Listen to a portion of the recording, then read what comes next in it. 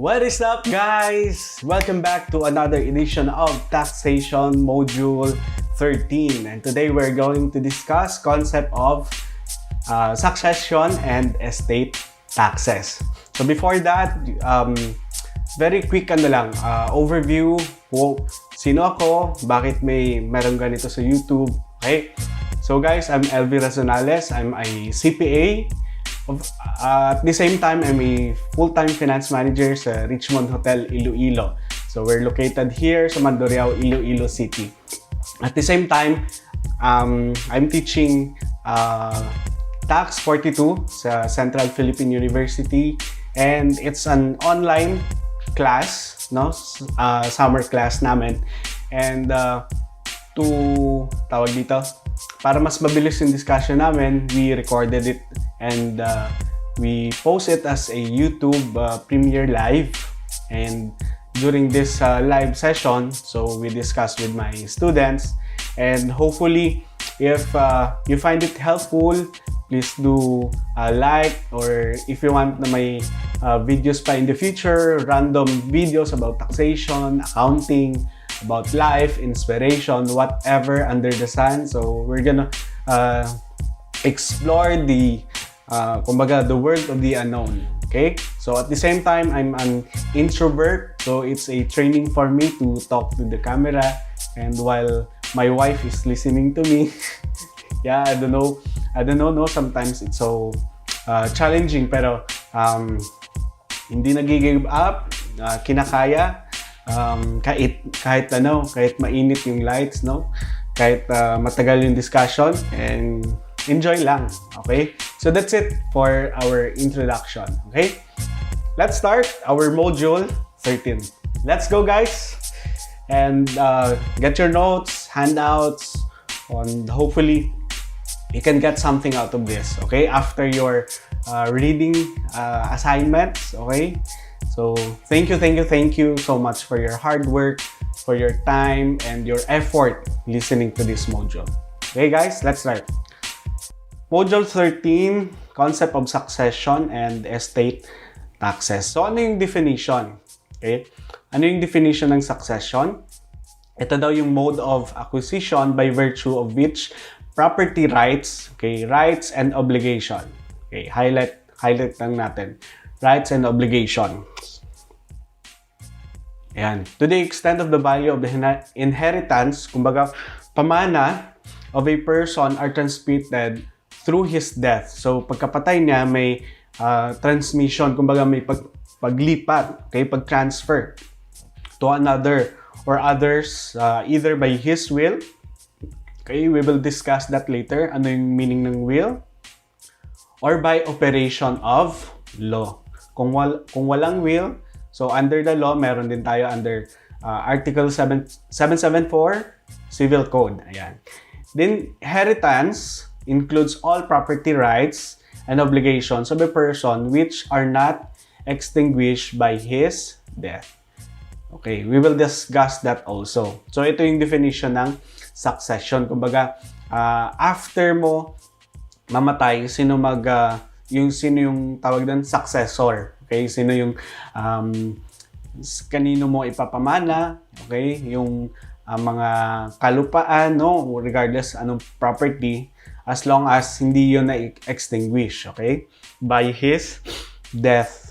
Okay. The rights of the succession are transmitted from the moment of the death. Ayan. From the moment of the death of the descendant. Hindi na before siya mamatay, okay? The descendant is a deceased or dead person. So, let's familiarize some terms, no? Descendant, meaning yan yung deceased or dead person, okay? Ano yung klase ng types of succession? Ano yung different types? Okay, madami siya actually, no? We will discuss it one by one. Okay. Number 1, testate or testamentary succession. Okay, yan daw yung results from the designation of an heir, okay, made in a will executed in the form prescribed by law. So pag may will daw, yung tawag dyan, testate or testamentary succession. A person can specify Ayan. Upon his death, pwede niya ma-specify kung sino yung magmamana, okay, ng mga properties niya. This designation must be made, ayan, through written document called last will and testament. So, tawag dyan, testate. Okay? A person who died with a will is said to be testate. Okay?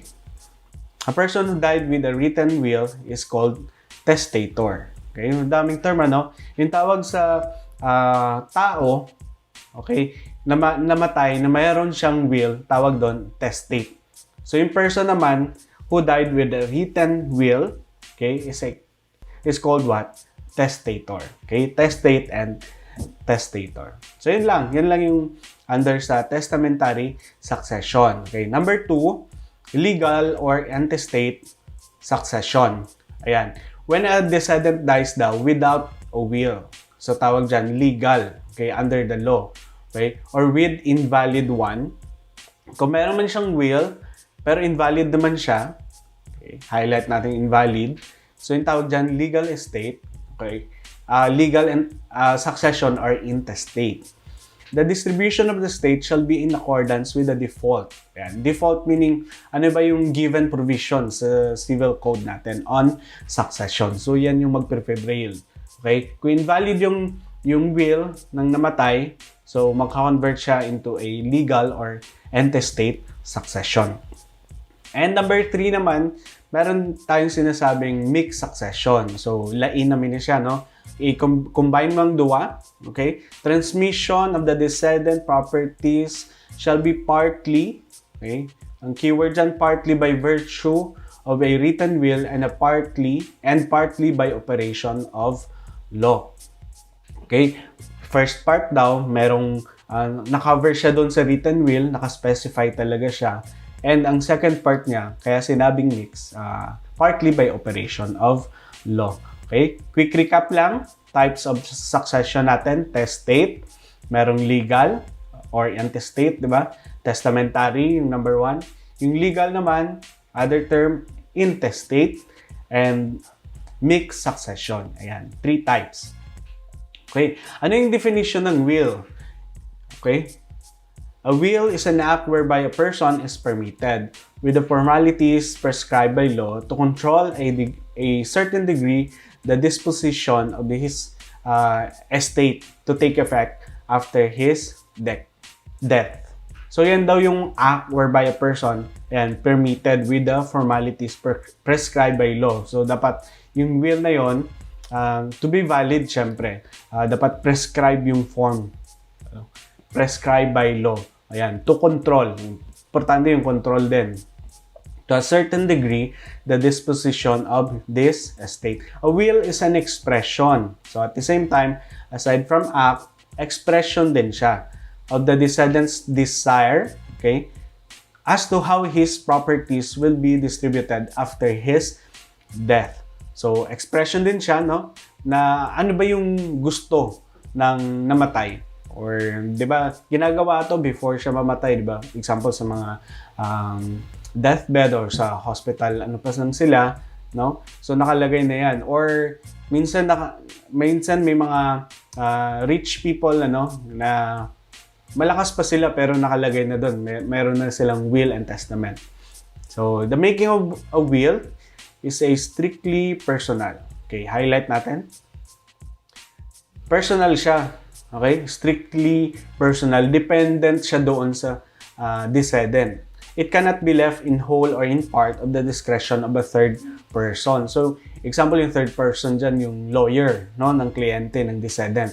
So, hindi pwedeng ibigay lahat ng power doon sa lawyer lang, kundi doon talaga sa ano yung gusto ng descendant. Okay? Ano yung gusto ng sumusulat ng will.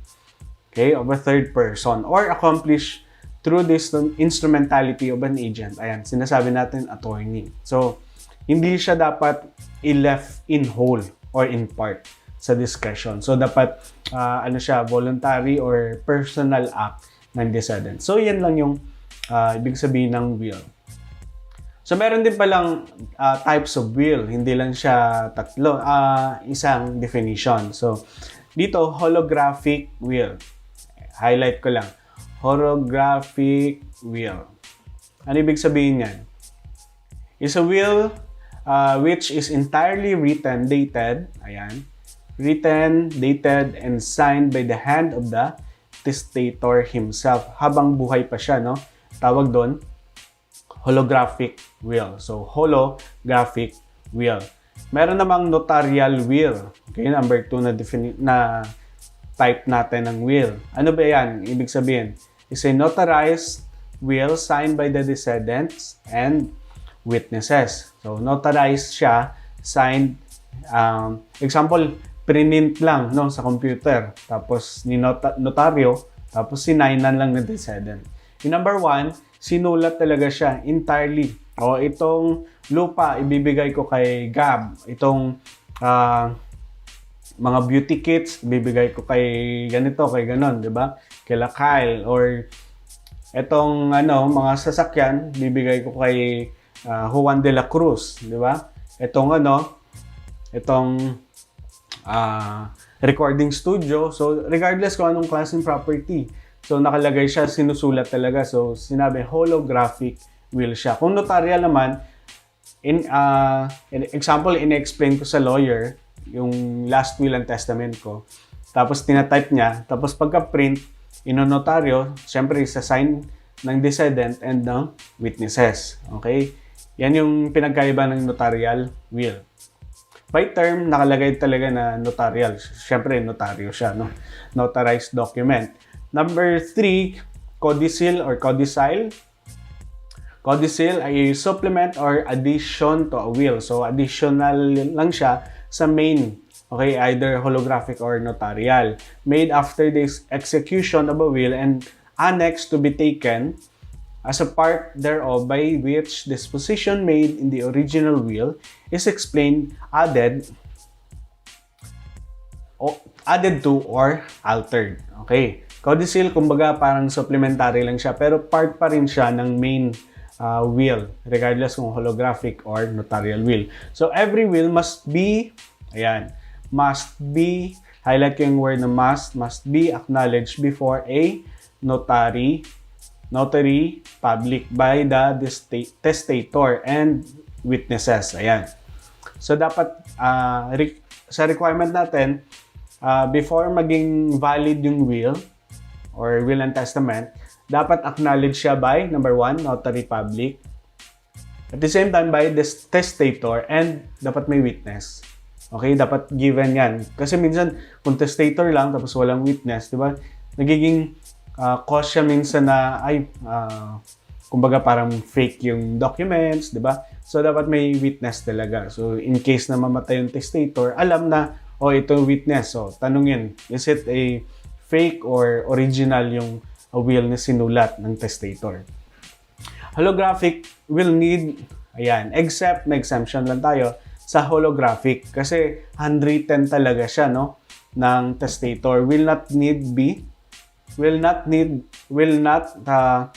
witnessed, no? Will need not be witnessed. Naghalo-halo na lahat yung sentence natin. Holographic will need not be witnessed. Ayan. A codicil, or codicil needs to be executed as in the case of a will to be valid. So, dapat executed talaga siya. Okay? Executed meaning, dapat may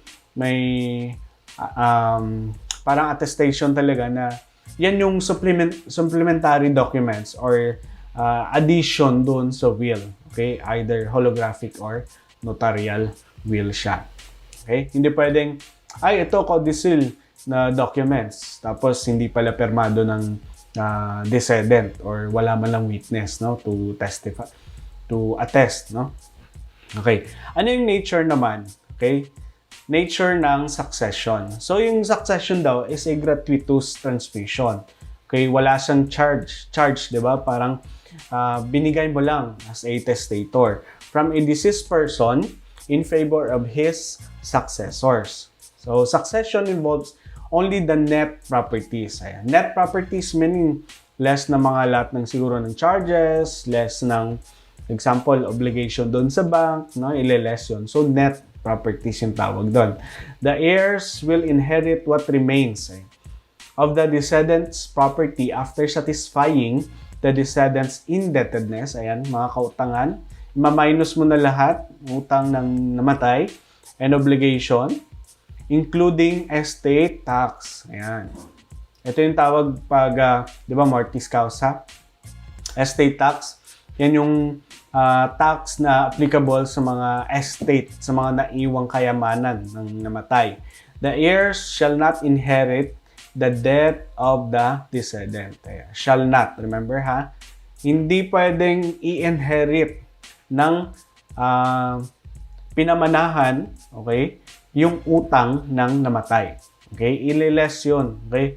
Ima-minus, sabi, di ba, what remains after na-deduct yung obligation, tsaka yung mga indebtedness. So, yan yung nature ng succession. Okay? Succession meaning pagpasa doon sa sino yung successor, sino yung mag-i-inherit. So, pagpasa ng mga properties. Ayan. So, elements of succession. Elements meaning ano yung mga kailangan. Okay? Essential siya before maging valid yung succession or before maging okay yung succession natin. Dapat may tatlo, no? Decedent, estate, and heirs. Ayan. Decedent, sabi natin kanina, yan yung nag-execute ng will. Okay? The general term applied to a person whose property is transmitted through succession. So, yung proseso, di ba? Transmitted through succession, whether or not he left a will. Okay? If he left a will, he is also called testator. Okay? Testator yung tawag sa decedent. Okay? Estate, the property naman, estate yung tawag doon sa property, rights, and obligations of the decedent not extinguished by his death. This is also called, referred to as inheritance of the decedent. So, estate, equivalent niya is inheritance. Okay? Heirs, person called to the succession either by provision of a will or by operation of law. Kung walang will, pwede siyang doon sa default ng operation of law. Okay? Who are the heirs? Okay? In interstate succession, ano yung interstate kanina?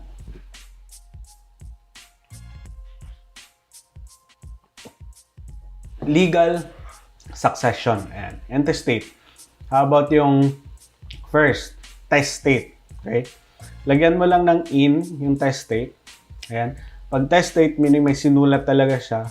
Pag hindi siya testate, intestate. Opposite niya, legal succession tawag.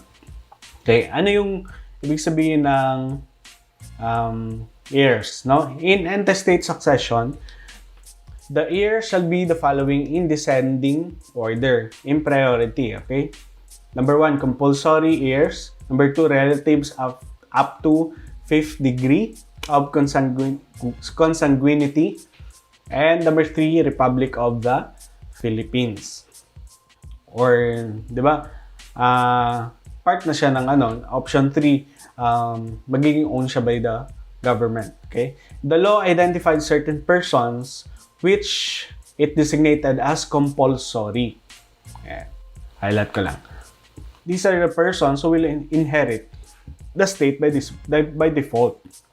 Okay, by default meaning regardless of may will or wala, by default, yung compulsory heirs, yan yung magmamana, no, ng mga natirang property ng namatay. Okay?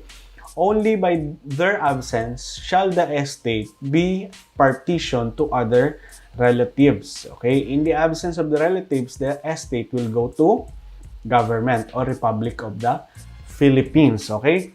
Kita nyo yung pattern niya, descending, compulsory heirs, either mga anak niya. Okay? We will discuss yung priority later, no? Overview lang, compulsory heirs, no?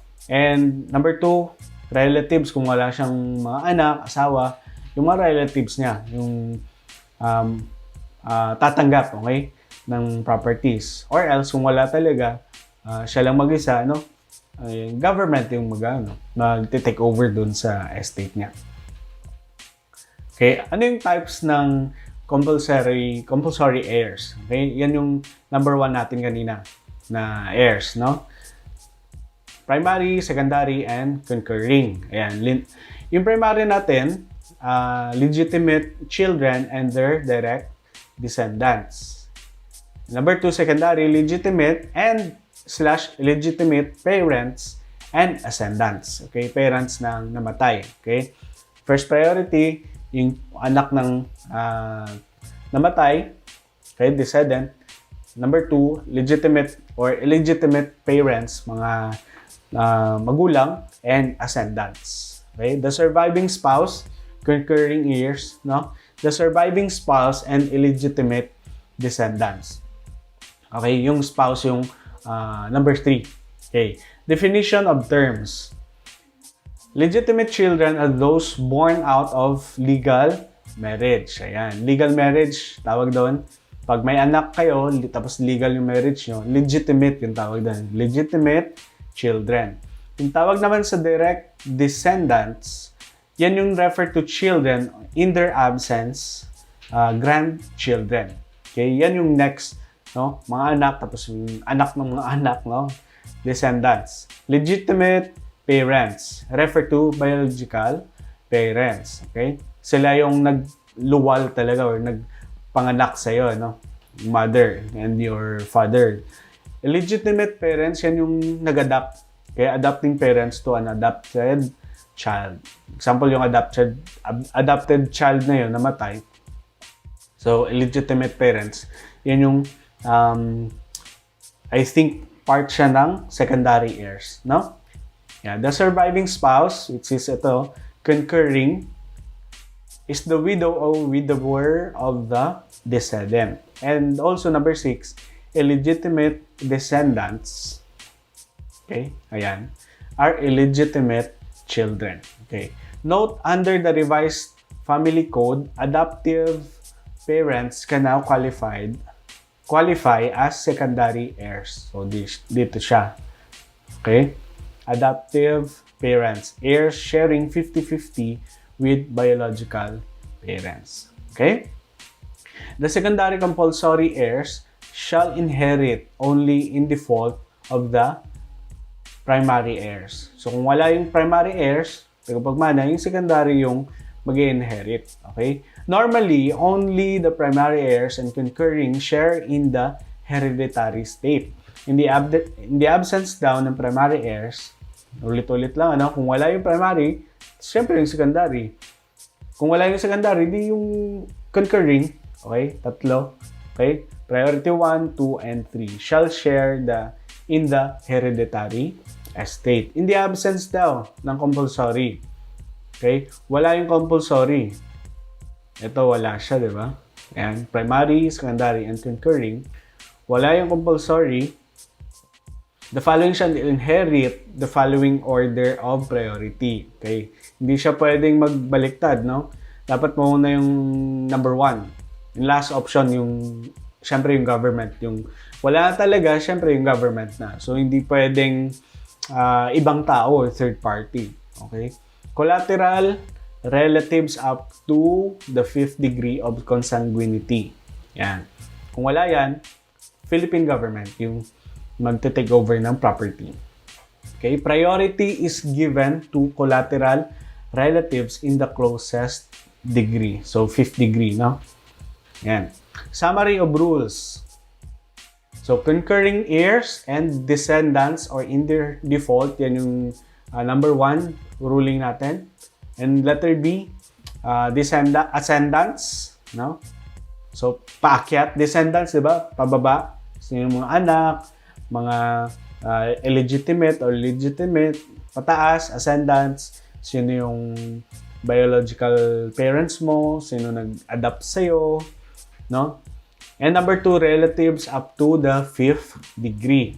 And also, last priority, kung wala talaga yung 1 and 2, ito, kung wala talaga yan, gobyerno yung magte-take over doon sa estate natin. Okay? Illustration. Ayan. So, first priority, di ba? Ito yung namatay, descendant. Okay? Spouse. Ito yung A1. Ayan. spouse, di ba? Ito yung namatay. Okay, ito. So, highlighter natin.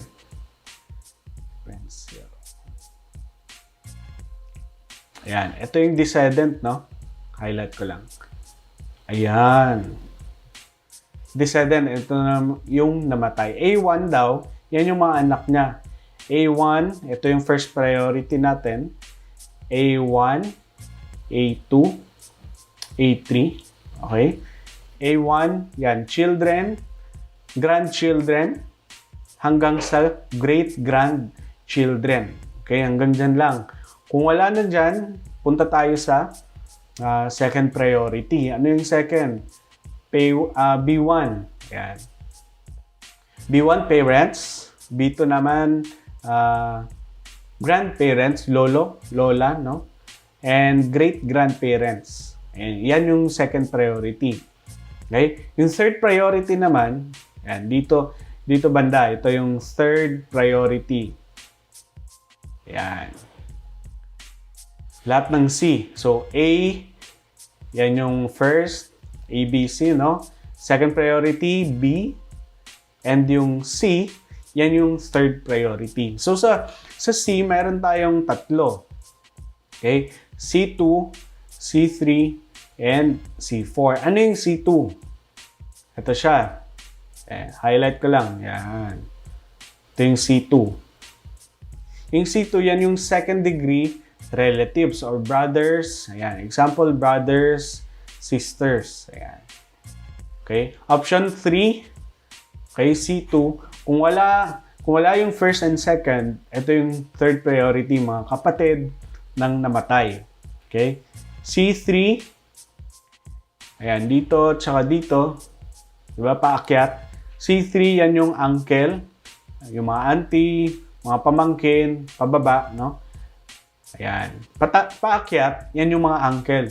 Okay? Then, pababa, yan yung mga pamangkin. Okay? Sila yung C3. So, sila mag-uusap, no? Kung wala yung A, wala yung B. So, yung C3, yung C, category C, or priority number 3. Okay? C2, C3, C4. So, dapat yung C2, C3, C4, magkasunod din yan. Kung wala yung C2, C3. Kung wala yung C3, C4. Yung C4, yan yung first cousins. Okay? Mga pinsang buo. Yan. Cousins of grandparents. Kung wala yung first cousins mo, okay, first cousins of grandparents. Yan. Yan yung C4. Hanggang sa fifth. So, fifth degree, di ba? Yung rules natin. So, yan yun. Fifth degree.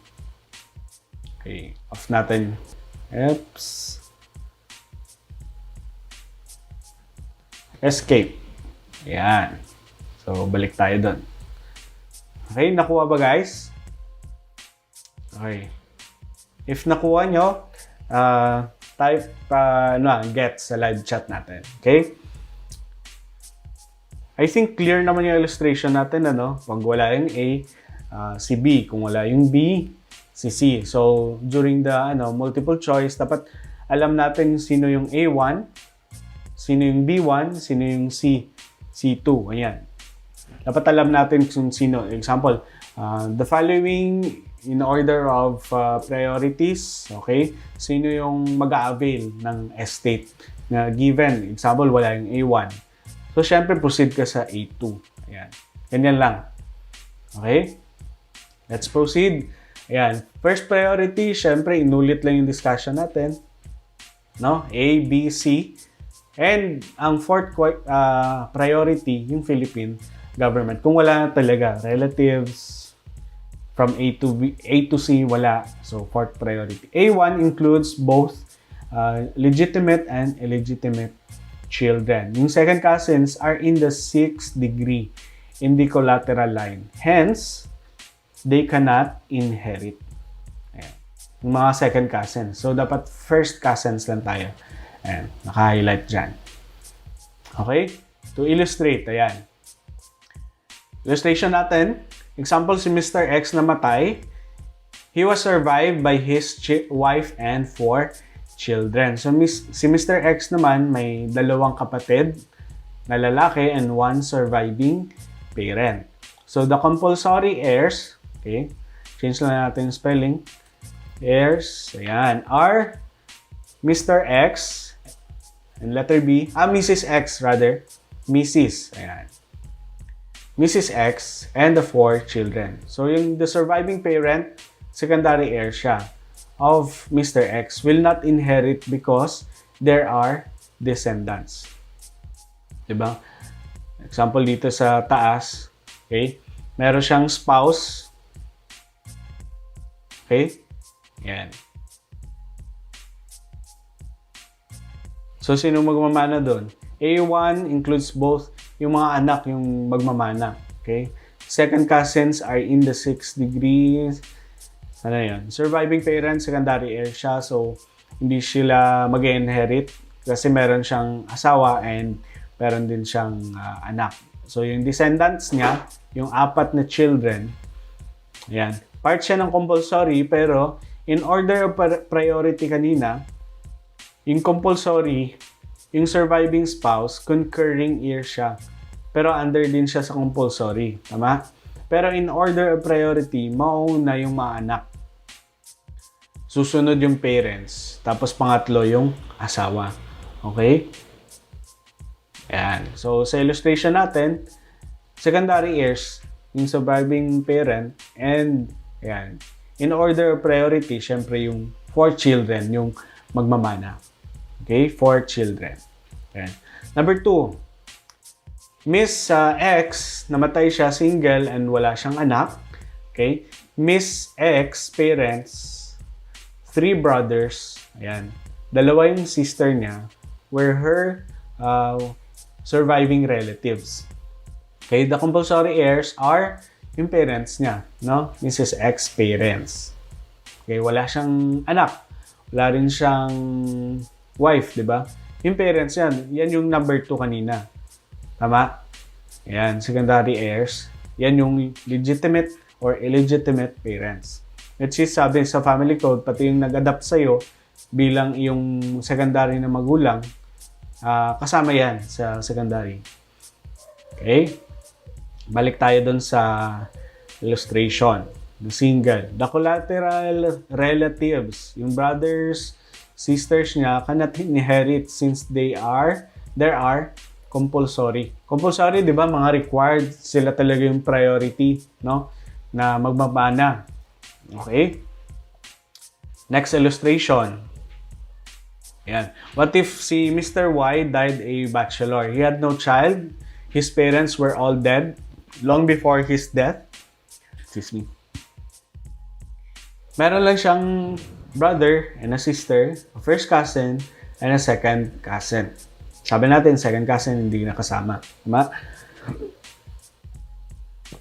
Since wala yung compulsory, yung brother and sister niya, sila yung collateral line, shall inherit. Okay? Without them, the first cousin shall inherit. Assuming further that the second cousin is living. Example, wala siyang kapatid or patay na lahat. Kapatid niya, sister niya, first cousin niya. Di ba yung sa mind mo, di yung second cousin na lang kasi magkadugo naman sila, no? So, sabi ng law natin, hindi pwede mag-avail yung second cousin. Okay? Pupunta yan doon sa... Kasi sabi, he is beyond 5th degree of consanguinity. So, pupunta yan sa saan? Government. Okay? Hanggang 5th degree lang. Okay? Hopefully malinaw, no? Very clear yung illustration natin. Okay? Basic intestate partition. Sabi kanina, ano yung intestate? Yan yung legal, di ba? Legal partition. Intestate. Lagay ko lang. Legal. Yung kanina, di ba?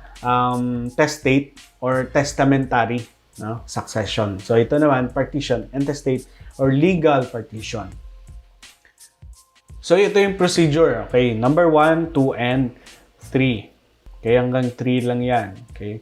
Number 1, sige. Para mas malinaw, explain natin ang local, ano? Yung descendant daw and yung surviving spouse shall, sila yung maunang mag-share doon sa common properties. Ano yung definition ng common properties? Ayan. Common properties daw, yan yung net of expenses and obligation chargeable to the common properties of the spouse. Yan, dinidivide siya between decedent and the surviving spouse. Yan yung definition ng common properties natin. Okay? Net ng expenses and obligation. So, kasama na dyan yung estate tax. Okay? Like sa first definition natin kanina, explanation na mina-minus. Example, may utang siya na sa lupa. Okay? Bumili ako ng lupa. Okay?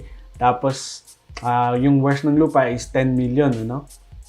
Sana all may 10 million pesos. Okay.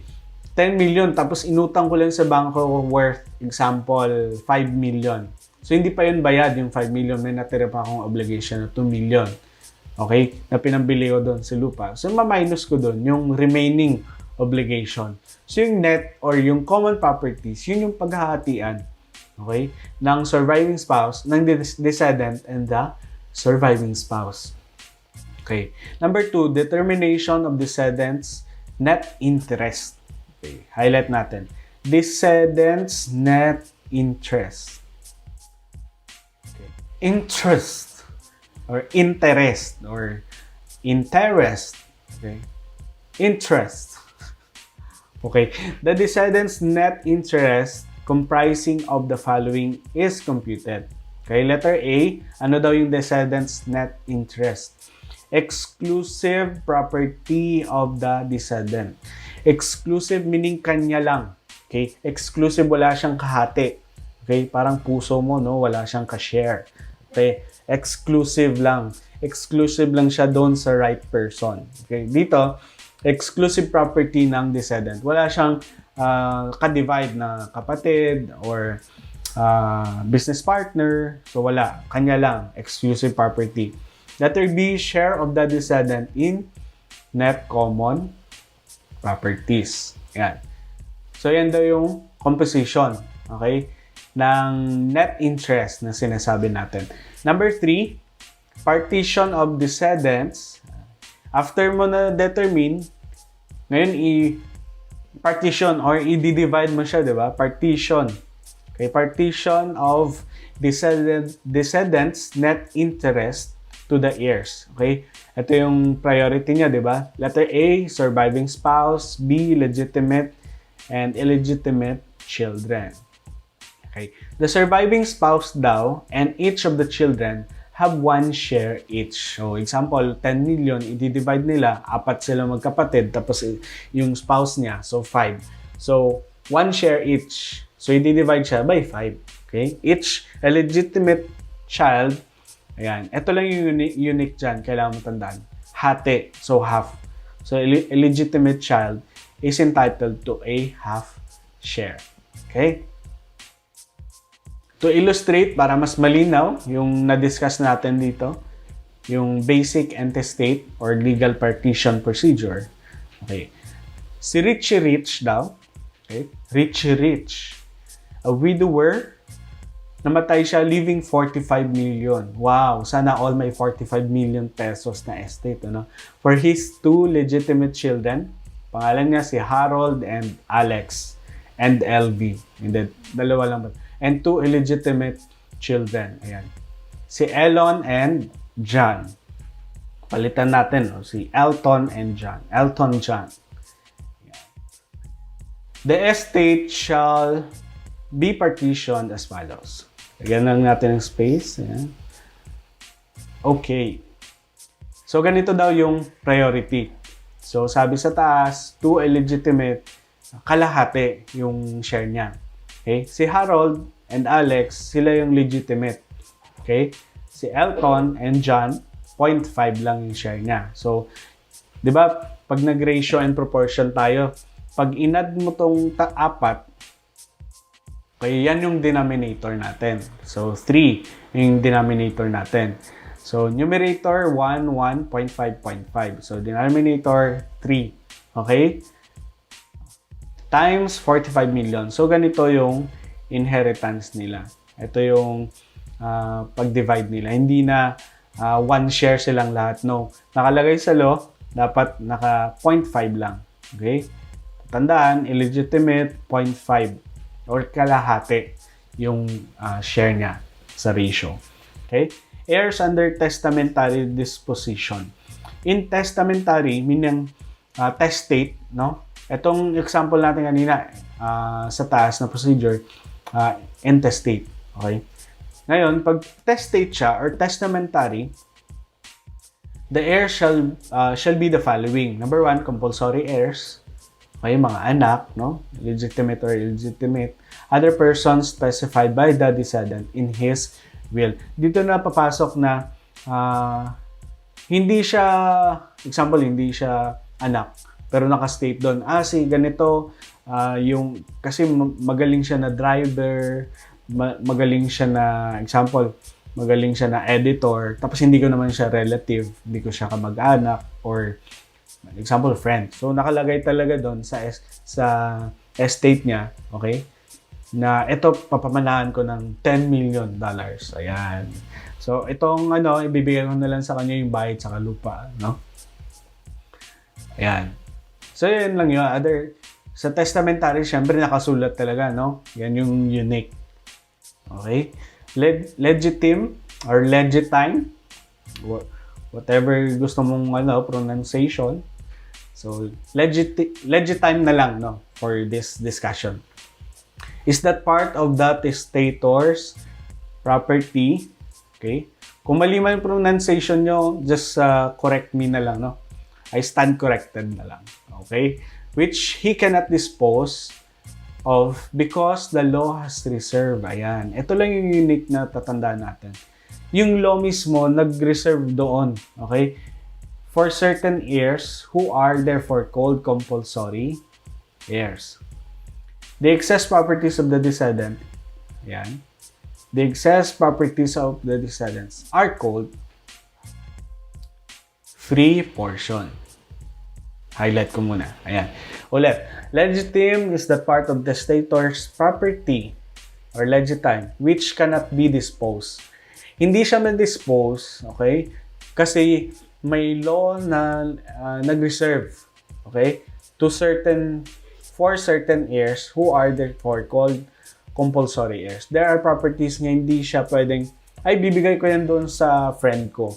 So, ang law, nag-reserve ng right, yung compulsory heirs dapat yung magmamana doon. Hindi naman pwedeng, kumbaga I think yung mindset ng law dyan, yung about sa equity, no? Unfair naman yan. Example, yung driver mo, tapos nang namatay ka, pinamanahan mo ng 10 million, tapos yung mga compulsory heirs, tig 1,000 lang, no? So, hindi naman ganun ka legal, sabi ng law. So, yung law mismo, nag-reserve siya ng right na hanggang doon lang yung, tawag dito, hindi mo pwedeng i-divide yun. Okay? Hindi mo pwedeng ipamana doon sa example natin kanina, sa driver, no? Which is dapat mas priority yung compulsory heirs. By means of a last will, yan, last will and testament, a testator can designate the free portion or legitime, no, of his estate for additional heirs irrespective of their, regardless kung ano the relationship to him, but he cannot exclude or disinherit compulsory heirs without a valid basis under the law. So, ang keyword dyan, disinherit, meaning tatanggalin, example, ako yung testator or ako yung decedent, tapos tatanggalin ko yung right dun sa anak ko, tapos ililipat ko dun sa friend ko kasi mas close kami ng friend ko, tapos yung anak kong to, magkaaway kami, so hindi ko siya pamamanahan. So, hindi pwede daw, sabi ng law. Dapat, unless may legal basis ka, ayan, unless may legal basis ka under the law, na legal yan, then pwede. Pero in general term, hindi pwedeng i-designate mo yung free portion dun sa, kumbaga i-disinherit, hindi mo pamamanahan yung compulsory heirs mo. Okay? Yan lang yun, yung legitime or legitime. Pero mas maganda legitime, no? Legit. Yan.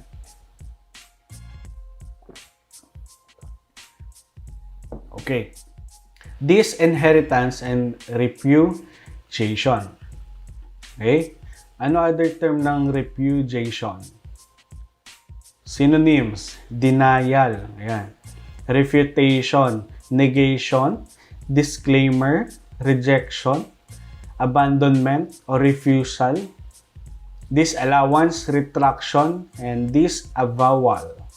So I think mas maganda siguro denial, no? Negation. Disinherit, meaning tinanggalan mo siya ng inheritance. So yung pamana mo, tinanggal mo, so tawag doon disinheritance, okay? Or repudiation, denial, ay dinideny mo yung example, anak mo, ay hindi ko yan anak, hindi ko yan pamamanahan. Tapos by legal, anak mo pala yan. Merong ganon, guys, nangyayari. Example, may anak ka sa labas or illegitimate child. Tapos, nung namatay ka, napatunayan dahil sa DNA test or anuman test, na anak mo pala yan. So ngayon, example, 10 billion ng properties. So, maghahabol yung illegitimate na anak na yun. Kasi syempre, pira din yun, di ba? Pira. Ayan. Pera. Okay? Sige. Quick break lang. Kasi medyo matagal na yung natin. Discussion. Very quick lang. Yung makakasagot dito may 5 points. Okay? 5 points additional sa quiz natin regarding dito sa estate tax. Okay? Ready? Anong fish yung nagiging bato? Okay? Anong fish yung nagiging bato? So, meron pala yun, sir, fish na nagiging bato. Okay, type your answers while I wait. Okay? Fish nagiging bato. Okay? 3, 2, 1. Time is up. Okay, wala nang habol. Okay? Anong oras na to? No? Okay, time is up. Wala na. Okay, anong isda yung nagiging bato? Okay, yung sagot? Piranha. Piranha. Sir, nangangain naman yun ng tao, sir, yung piranha, di ba? Bakit piranha yung isdang nagiging bato? Kasi, piranha, naging bato pa. Okay, let's go back, guys. Let's go back, okay? Yan daw yung kumbaga, yan yung tawag ng wife ko sa akin? Super corny. Hindi na natutuwa yung wife ko sa jokes ko kasi super corny na. So, guys, magtiis na lang kayo. Next week, finals na din. So, hindi na tayo magkikita. So, okay lang. Okay? Piranha. Remember, piranha, naging bato pa. So, piranha. Okay. Other persons in succession. Okay. Guys, yung correct na sagot, may 5 points. Okay? 5 points sa quiz natin. Okay, let's go back. Let's go back. Other persons in successions. Paano ba pronounce to, guys? Legatees or legatees? Sir, ano na lang? Liga or ligat. Yan. Legatees. Yan, para medyo saucy. Legatees persons. Ayan. Legatees person daw whom gifts of personal property is given by virtue of a will. Pag nakalagay doon sa will, okay, other persons, meaning ito yung hindi siya part doon ng family, okay? Example, yung driver or yung maid or yung friend ng namatay, ito yung mga other persons sa succession. Okay? Legatees person whom's gift of personal property, yan. Remember personal property is given by virtue of a will. So, yung favorite ko na guitar, bibigay ko kay ganito. Okay? Kasi mahilig siya sa music. So, hindi siya part ng mga person doon sa taas na na-discuss natin. So, legatees. Okay? Legatees. So, kung iligay nun ka, legatees. Okay? Sir, lugar yan, di ba? Legatees. Saan? Liganis. Legatees. Liganis. Shoutout sa mga taga-Liganes, Liganes music. Yan. So, number 2, devisee. A person, ano yung devisee? Devicee, a person whose gift of real property. Yan. Pag real property naman, meaning mga house and lot, yan, is given by virtue of a will. So, nakalagay dun sa will na ito, ipapamana ko yung mga lupa ko dun sa Leganes, no? Papamana ko dun sa driver ko. Ayan. So, tawag dyan, devicee. Kasama dyan dun sa nag-divide. So, devicee. Okay? Executors, tawag naman dyan, a person named by the descendants who shall carry out the provisions of his will. Siya yung mag-execute. Okay? Usually, mga lawyers to, mga attorney, ano? Mga attorney ng namatay. So, sila yung mag-execute. Executors ng will and testament ng succession. Okay? Yan yung executor yung tawag. Okay? Administrators, yan. Yan yung tawag, a person appointed by the court to manage. Yan. So, sumasabay pa sa akin yung langaw. Okay?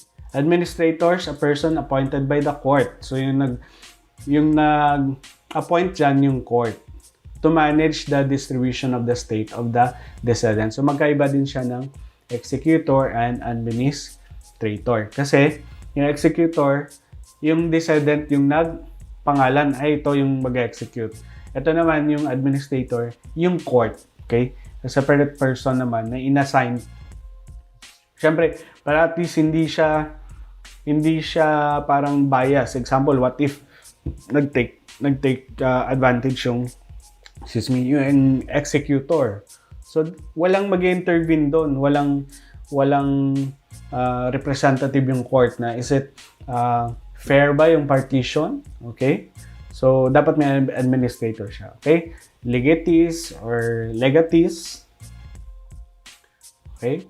Devicee, executor, and administrator. Yan yung other persons sinasabi natin other than doon sa until sa 5th degree of consanguinity, diba? Ayan. So, dito na papasok so introduction pa lang yun, guys, no? Dito na papasok yung taxation natin sa estate. Paano tinatax? Kailan tinatax? Okay? Sino anong law yung gagamitin dyan? Or paano i-execute yung taxation doon sa estate. Okay? Hindi na pinamana mo tapos hindi ka nagbayad ng tax. Okay? Yung mga successor, pinabayaan lang. Okay? Lalaki at lalaki yan yung mga penalties. No? Kasi yung date, example, kasi yung date ng estate tax, mag-i-start siya doon sa time na namatay. Okay? Namatay yung testator or yung descendant. Okay? Estate taxation pertains to the taxation. Ayan. Yan yung tawag sa tax na binabayaran natin. Upon descendant's death. Hindi siya before and hindi rin siya after few years na namatay. So, kumbaga, doon talaga sa date kung kailan siya namatay. Estate taxation is governed by law in force at the time. Ayan. At the time of descendants, death. Ang pagkamatay niya talaga. Okay? The estate tax accrues as of, ayan, nag-accrue pala siya. Okay, from the time na namatay siya, tapos mag-accrue siya the following na mga periods upon death, no? Highlight ko lang. Nag-accrue. Meaning, example, namatay siya noong January 1. So, that's the time na mag-run na yung estate tax mo. So, from the time of death, dapat may deadline kanyan, no? Di-discuss natin later. May deadline siya na dapat within this period, maka-file ka ng estate tax, mabayaran mo yung estate tax. Okay. And the accrual of the tax is distinct from the obligation to pay the same. Magkaiba sila yung accrual ng tax and iba rin yung estate tax na babayaran mo. Upon the death of the descendant, succession takes place and the right of the state to tax the privilege to transmit the estate vests instantly upon death. Ayan. So, in-explain lang na upon death talaga, yung power or right ng state, kasi yung privilege, yung tinatax dyan, yung privilege. to transmit the estate vests instantly upon death. Kumbaga yung privilege na ita-transfer, okay, transfer taxation, di ba? Pag transfer mo yung estate doon sa successor, di ba, tumanggap ako ng pamana ng parents ko, example, no? Tumanggap ako, yung pagtanggap ko na yun, pag-transmit na yun, yun yung tinatax ng government natin. Okay? Yun yung tinatax. So, upon death, start na yun na may intervention na yung estate o yung government natin, yung BIR natin. Hence, descendants who died, yan, between January 1 to 1998 to December 31 to 2007, okay? 2017 pala. Okay? Magagovern gan yung NIRC, National Internal Revenue Code. Okay? Starting January 1, 2018, yung magagovern naman dyan is yung train law. Okay? Train law. Okay? Remember the dates, guys, ha? On or after January 1, 2018, train law na magagovern. Okay? Ano yung nature ng estate tax? Okay? 6 yan. Okay? Overview niya, discuss lang natin very quick. Excise tax, ayan. Estate tax is not a tax on the property but on the, again, privilege to transfer property through death. So, tawag daw dyan, excise tax. Okay? So, meaning pala, yung excise tax, hindi lang doon sa mga sasakyan, hindi lang doon sa mga sin taxes, no? Meaning pala yung estate tax, meron ding under dyan, excise tax. Okay? Excise tax yan, mga privilege. Revenue or general tax, yan yung estate tax is intended as a revenue or fiscal measure. Okay? Revenue or general tax. Siyempre, yan yung parang pinaka-general tax ng BIR natin. Okay? Ad valorem tax. Parang ad valorem tax din siya. Kaya, estate tax is different from the value of the estate. Iba siya. So, yan yung nature ng estate tax natin. Magkaiba siya. Dependent. Okay? Dependent upon the value of the estate. Dependent doon sa, di ba sabi ad valorem, either volume or naka-based doon sa selling price, no? Ad valorem tax. So, sabi dito, dependent siya. Okay? Depende siya doon sa magkano yung value of the estate. Hindi siya parang fix o example 10 million o ito yung bracket mo dapat 1 million babayaran mong estate tax, hindi ganoon. Kumbaga dependent siya, example 1,000 tapos yung babayaran mo 1,000 din, so hindi siya ganun fix, so dependent siya. At the same time, national tax din siya yung estate tax because it is imposed by national government. Also, proportional tax kasi ini-impose yan 6% of the net estate. So, highlight natin, 6% of the net estate. At the same time, one-time tax lang siya. Hindi siya monthly babayaran mo. So, one-time lang siya. Applies to a person only once in a lifetime. Ayan, once in a lifetime niya. Okay, tinatax ka, may property ka, pagkamatay mo, pagka ayan, date of death, okay? That's the time lang papatak yung estate tax na yun. Kung meron ka mga properties. Okay? Ano yung classifications ng descendants? Okay? Classifications of descendants o yung namatay for taxation purposes. So, dalawa lang, resident and non-resident alien. Okay? Hindi to yung alien na monster sa movie.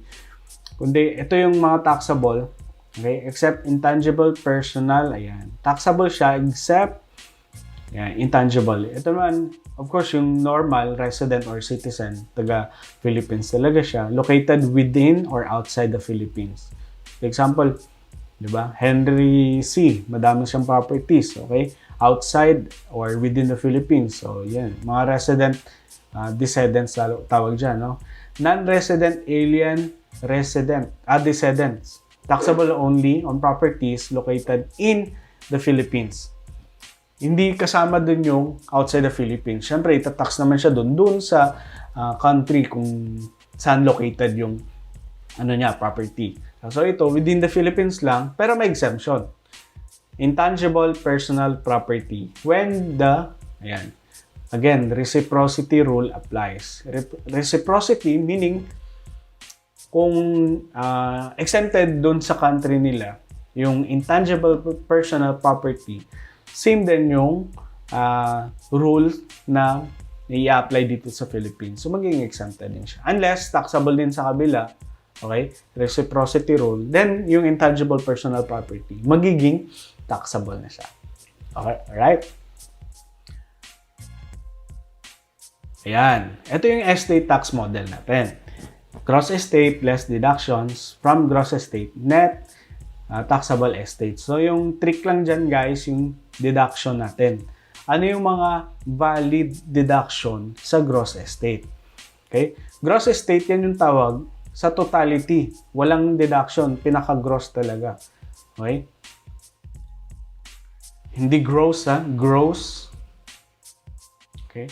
May narinig ako, guys, na-joke dito before. Sabi niya, you're so gross. Okay? Meaning pala iba yung ano, pero same spelling, di ba? Okay. Dito hindi siya gross estate, okay? Gross estate yan. Okay. Mema lang, guys, mema. Pertains to the totality of the properties owned by the decedent at the point of his death. So total siya, okay? Ito siya gross estate. Ito siya gross estate. There are two concepts daw to be discussed under gross estate. Dalawang concept yan. Exclusion and inclusion. Ano yung excluded sa gross estate or ano yung na-include. Okay? Exclude and include yan. Okay? Ano yung exclude? Those properties stands for excluded by law from estate taxation. So, hindi pala lahat ng estate ng namatay taxable or included. So, that's why sinabi exclusion. Exclusions in gross estate. Mayroon ding inclusions. Those properties which are to be included as part of their taxable gross estate. Okay? So, meaning guys, hindi lahat ng estate taxable. Mayroong non-taxable dyan. Okay? Deductions. Okay? Deductions. Ayan. Hinighlight natin ng red. Okay? Deductions. Ano meaning yan? Deductions generally pertain to reduction. Okay? Binabawas, di ba? In the inheritance of the heir such as obligations. Ayan. Mga utang, obligations of the descendants and losses of property during administration. Administration meaning pag-administer, no, ng estate taxation. But also ng succession rather. But also include exemptions from estate tax under the law. Okay? Yan lang yun. Deduction, either obligations, losses during administration. Okay? Net taxable estate. Ito siya, net taxable estate. Ano daw yan? Yan yung net properties of the descendants after all pertinent allowable. Remember ha, hindi lahat ng deduction allowed by the law. That is subject to tax. Note, okay? Kailangan lang i-note dito under taxable estate, hindi siya equivalent to the hereditary estate before estate tax because of exclusions, exemption rules, and deduction criteria imposed by law. Note that yung net taxable state daw, hindi siya equal doon sa hereditary state. Hereditary meaning, di ba, mga ipapamana niya before estate tax because of exclusions. And exclusions ng exemption rules and deduction criteria imposed by law. So, if you want to dig deeper yung mga exemption rules dyan, imposed by law, so, it's another topic, ano? It's a very, very wide and broad topic, yung concept of succession and estate tax. And this is just an overview, okay? For all those listening and watching this video, again guys, this is just overview. Hindi lahat na-discuss dito, pero at least yung mga salient points, mga important matter para sa CPA board exam, no? Para sa final exam natin next week, no? Na-discuss din natin dito during our discussion. Okay? I think that's the last slide. And yeah, we're done. slide number 26. Yay! We're done with the discussion with the concept. Okay, concept lang siya ng succession and estate tax. Yan yung module 30 natin. Okay? Did you get something, guys, out of this module? Module 13. So, I'm recording exactly 3 p.m. na. So, I'm quite energized, different vibe. No? Iba talaga pag nakatulog ka, no? Kaysa early morning, puyat ka, tapos nagre-record ka. Wala ka ng energy, okay? So guys, how's your lockdown, online preparation? Hopefully, you're also, you keep yourself healthy, you keep yourself fit, okay? Mga tummy, natin, baby fats dyan, galaw-galaw din, okay? It's also my challenge to myself, ayan. I'm getting bigger here. Sige lang, pero enjoy lang, Shout out to my wife, okay? Birthday niya kahapon. And we have so much fun. Okay, kahit maulan, salamat sa mga nag-greet. And yeah. Thank you so much for your hard work listening. Salamat sa inyong quiz. Okay, today I know naka-perform good ka mo well, no? And yeah, hopefully matapos ko yung edits tonight. So, it's just there's no mga jump cuts, no? It's a raw edit. Kung ano yung record ko, yan lang yung ina-upload ko. So, hopefully guys, you do appreciate this online module. And for those na hindi part ng Business Tax 42 ko, well, still welcome. There's a lot of videos pa, okay, in the future. So, comment below whatever you want na topic in the future. No, we will end this Business Tax 42 next week. So, bilis ng panahon, no? Natapos din yung online class natin. And yeah, I think that's it. Guys, stay healthy, stay safe. Keep on inspiring others to do better every day. Okay? There's no time to look back for those mga negative things in our lives na nangyari. It's time to move forward. Okay? For those mistakes na nagawa natin before, it's time to move past. Okay? Move forward. Okay? Bounce back, kumbaga, no? Yes, naka-lockdown tayo. Yes, naka-quarantine pa rin tayo yung period natin. But actually for me, it's a perfect time to keep growing, keep learning. Yeah, talking to this camera. Keep learning new style. Yeah. Yeah, I think that's it. Thank you. And see you in our next video. Bye guys. Peace.